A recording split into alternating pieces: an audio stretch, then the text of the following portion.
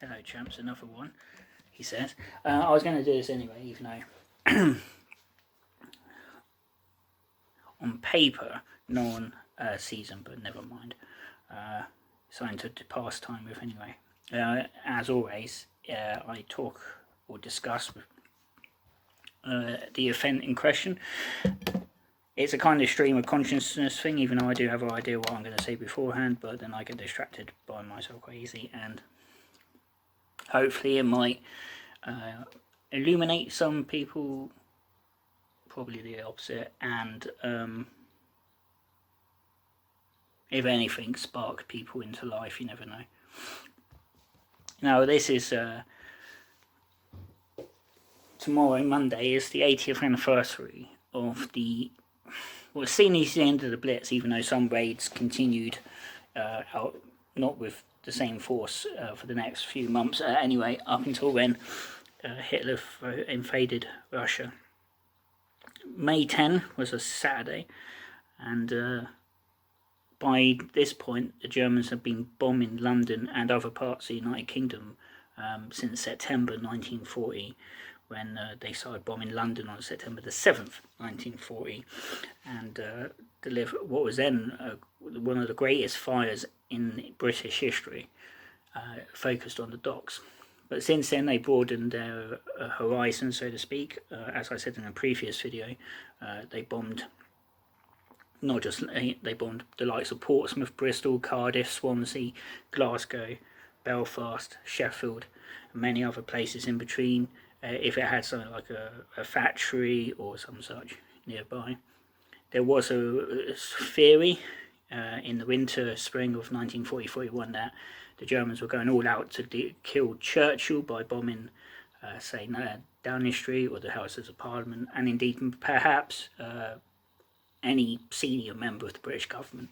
Churchill's loss, arguably, in the war at any stage probably would have altered things, such as the vote of no confidence in 1942, but that's for another subject. The Germans had a plan as such for the night of May 10-11. In some respects, this was a kind of sending off party, as it were, by the Luftwaffe, who would soon, well, were already being focused for the invasion of Russia, Operation Barbarossa, which is scheduled for June 22nd. It was meant to be in May, but the invasion of the British involvement in Greece sort of prolonged matters and probably altered the course of history. You never know. There were targets in London. Some bombers were tasked with hitting the bridges west of Tower Bridge, west of Tower Bridge, but the focus was on the likes of Waterloo, Hungerford Bridge, which is a rail bridge, Cannon Street, which is another railway bridge, and so on and so forth. There were those who were going to be targeting the House of Commons, perhaps, and the likes of St Paul's Cathedral, and there were those that would be targeting train stations, to disrupt transport, of course, and so on and so forth. But there's a suggestion, of course, that when the planning was being done for May 10, it was a case of the Luftwaffe commanders, or a commander, opening up her atlas of London and just going here, here, here, and here, choosing, if you excuse me, various main points in London to hit, and then just let the rest follow, as we'll see. Now, since the Blitz started in London at any rate, there have been some incredible damage done, of course. I mean, London by May 1941 was unrecognisable probably from what it was before the war. There's a picture which I put in the video I did for the 80th anniversary of the Second Great Fire of London, 29 December 1940. That shows St Paul's in 1939, or at least before the war, and then I found one of like recently, and the change is remarkable. St Paul's sits in a more crowded city on Ludgate Hill than it is now.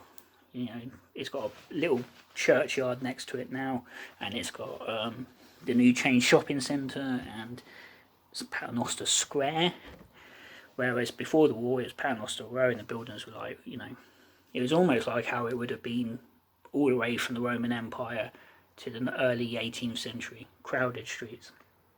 Anyway, you had the big raid, of course, September 7th, as I say, focused on Docklands, and then the night of 29 December 1940, when, after a couple of days without raids, Germany came over en masse in another effort to force Britain into peace talks anyway. And that raid was known, as I say, as the Second Great Fire of London. It did untold carnage. It almost took out St Paul's Cathedral. It was a night of untold bravery by the firefighters, of course, and other people.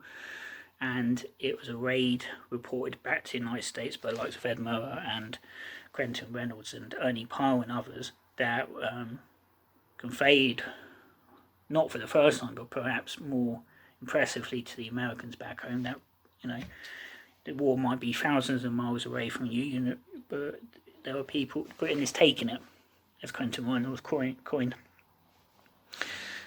That was an attack on the city, the square mile. This attack was to hit all over what we now call Greater London.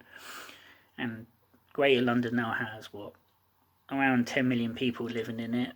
During the war, it would be about 5 or 6 million people, if not a little bit more, what with all the armed forces personnel and from the occupied territories like the Free French and the Belgians and so on. The raiders took off just after 10 o'clock at night, led by KG 100 even, because KG 200 was the counter intelligence mob with their captured Allied aircraft. But KG 100, or Kampfgeschwader 100, have been all throughout the Blitz, the leading force. They were the ones that led the charge on 29th of December, dropping down incendiaries and whatnot. And so they're taken off again. Now in all, 571 sorties would be flown by the Germans. Some crew even did 2, maybe even 3 sorties during that night. And those that would be coming after the first wave would have been led in by the fires themselves, the Red Sky. And that was the thing about the Blitz when the raids really got going, that you could see London burning from many miles away. I'm 16 miles away from High Wycombe, where I was born. I used to work until other year, and you could see the fire from there. And London's about, 20, 30 miles away. However, the bombers keep coming over, of course, and each borough reacts fairly differently to the other. Each borough only set off their alarm once informed by Scotland Yard. There wasn't like a single button that activated it all over the capital for the air raids. It's similar in a weird way to the old church parishes in the city, where it's now the city, that in the 16th, 17th century, you checked your time from the nearest church, like St Clement Danes or St Dunstan or wherever, and each church actually had a different time to the next one. So one reason why the bells, when they chimed, sounded like they were rippling. So in a similar way, the air raid sirens went off at different times. Croydon was probably the first place to set off their air raid siren. And that would have been almost 15 minutes after the first bombers have just taken off. Now, since the Blitz started, things have improved in a way. I mean, on the night of 29 December, night fighters were sent up, but really couldn't connect with the enemy. And at the start of the Blitz, night fighting was not really a thing. Pilots did fly at night, some of them did. Pilots were trained at night. I think Geoffrey Wellen writes in his book First Light, when he joined the RAF, that there was night flying and whatnot, but I would, considering that flight by the start of the Second World War had only been a thing for 36 years, it's still impressively crude flying at night. None of this fancy tech that we have now, although by the end of the war, aircraft had certain technology that improved it. Night fighting was such an inaccurate science in a way, not just a flying, about and stuff, because once you're up there, it's pitch black and you haven't got anything in the cockpit to sort of help you out necessarily.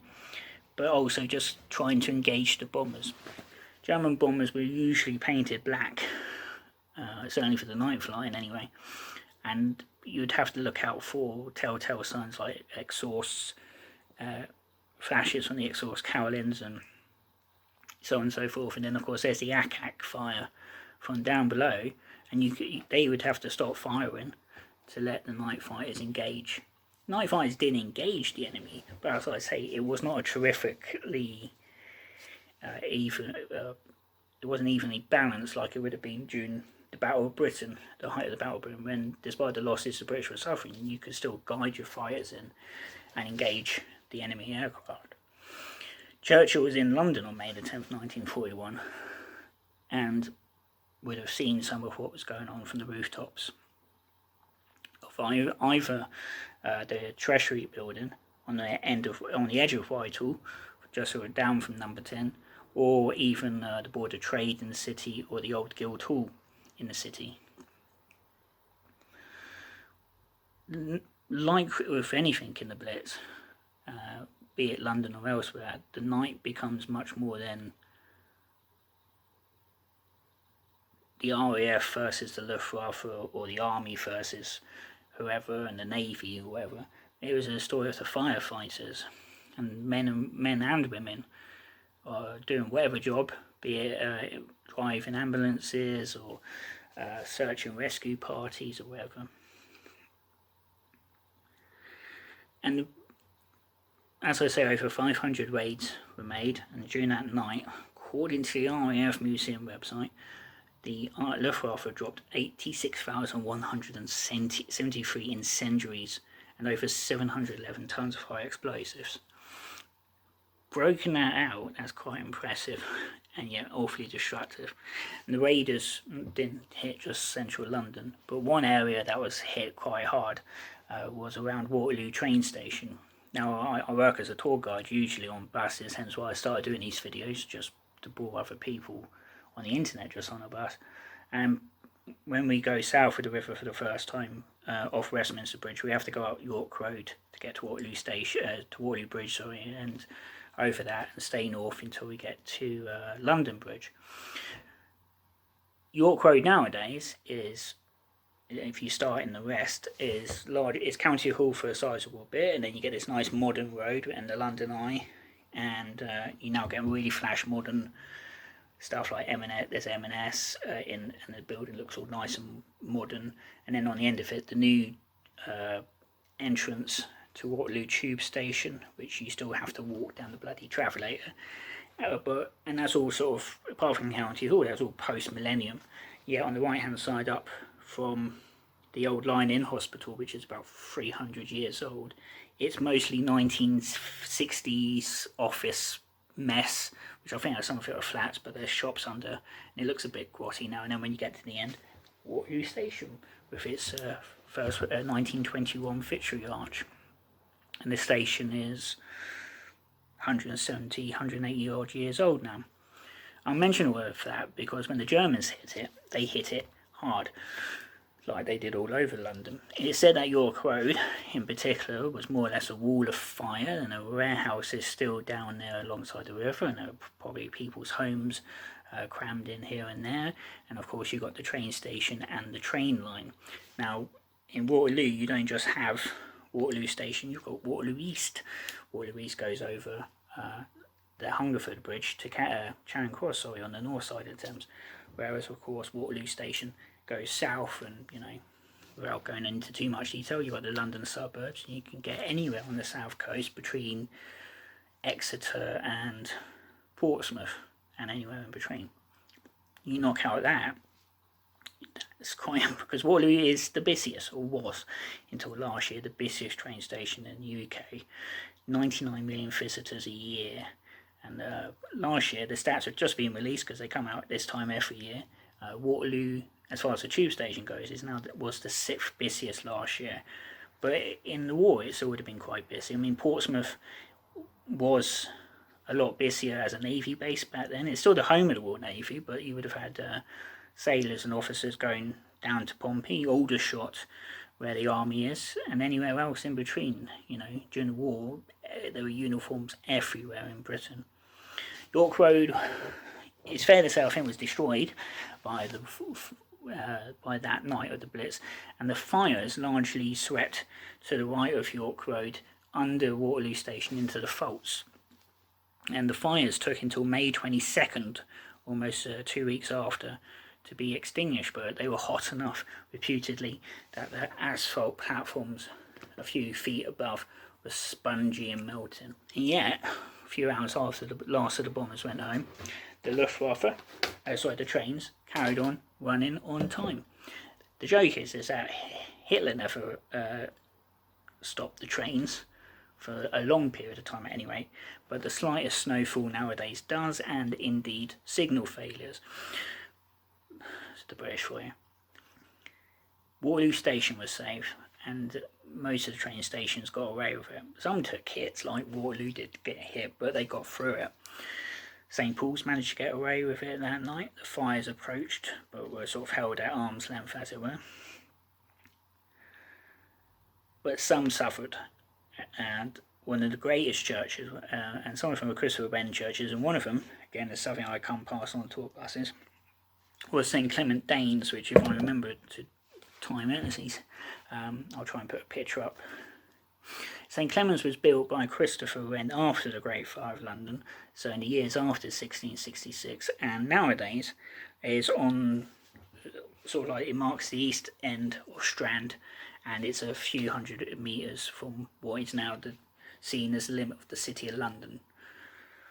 It had this beautiful spire, and on that last night of the Blitz, it was gutted virtually internally, and it looked like a Roman candle. And indeed, if I may, in a book, after the war, it was rebuilt after the war. Near this spot rest the remains of William Pennington Bickford, beloved rector of St Clement Danes for 31 years, died June 12, 1941, from shock and grief caused by the destruction of this church by enemy action. Also of Louis, his wife, who died September 5, 1941. They were lovely and pleasant in their lives, and in their death they were not divided. St Clement's had St Clement's congregation, so he had to go down the road on Strand a little to St Mary Le Strand, or St Mary in the Ray, because the road goes either side of it, where Charles Dickens's parents married almost 140 odd years before the Blitz. And it shows you just how important churches were in those days. Nowadays they're all open really to the public, usually Monday to Saturday, and you can go into church services if you want to. Most of them have got some kind of history. I mean, St Lawrence Jewry made it through the Blitz just about behind St Paul's. That's another Wren church. Samuel Pepys once worshipped there. St Clement Danes is now the official church of the Royal Air Force in the capital anyway. It's got a statue of one of the heroes of the Battle of Britain, Hugh Dowding, who was in charge of Fire Command during Battle of Britain, and nowadays seen rather favourably, and then somebody who has never been seen favourably, hence why the statue was protested when it opened in the early 90s, Arthur Harris, aka Bomber or Butcher Harris, in charge of Bomber Command throughout the entirety of the Second World War. It's got something like 700 crests of RAF squadrons, most of which don't exist nowadays, of course, on the floor. If you walk around the outside, there's various things inscribed, and the outside of the church is more or less as it was. If you go down towards the end, opposite the Royal Courts of Justice, the walls have gouges in it, and that's bomb damage from that night. And the church was reopened 1958 by the Queen and the late Duke of Edinburgh, almost 20 years after the war ended.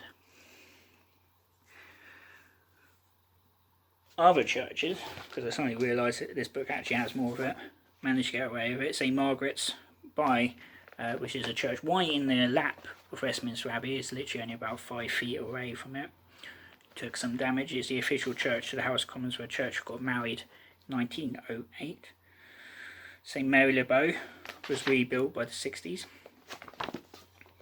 Hundreds of other buildings.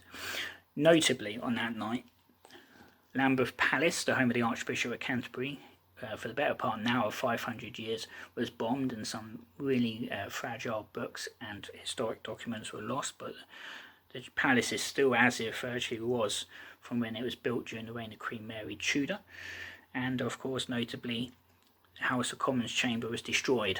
It managed to make it through the war till that point, and then was wiped out virtually in a single hit. Churchill was said to have shed tears.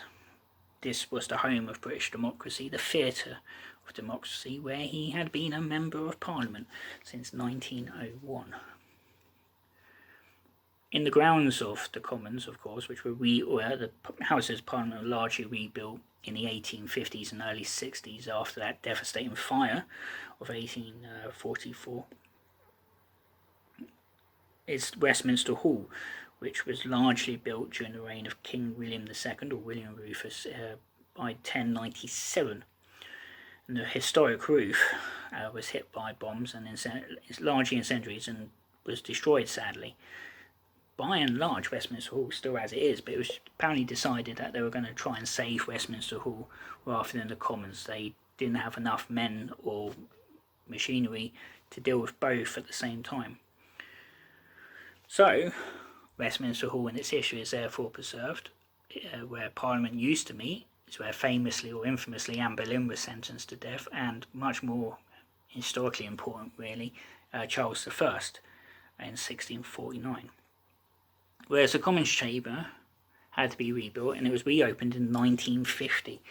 Materials were supplied from all over the newly dubbed Commonwealth, bits and pieces from Pakistan, for instance, Australia, India, Canada, and so on and so forth. And then it led to a fantastically historical moment, which we don't really think about nowadays or really understand the importance of. George VI, the Queen's father, of course, came to reopen it. And you think, well, big deal. But no monarch since Charles I, and indeed since George VI, have been or are allowed to go into the House of Commons. Hence why when the Queen turns up, as it is now, it has been since 1952, you go in through the other end of the building at the Victoria Tower, and you have to summon the members of Parliament out. Historically, members of Parliament could tell the monarch, no, we're not coming out, and they shut the doors in the face because he's meant to symbolise Charles I and all that. But anyway, George VI was invited by Parliament and reopened it.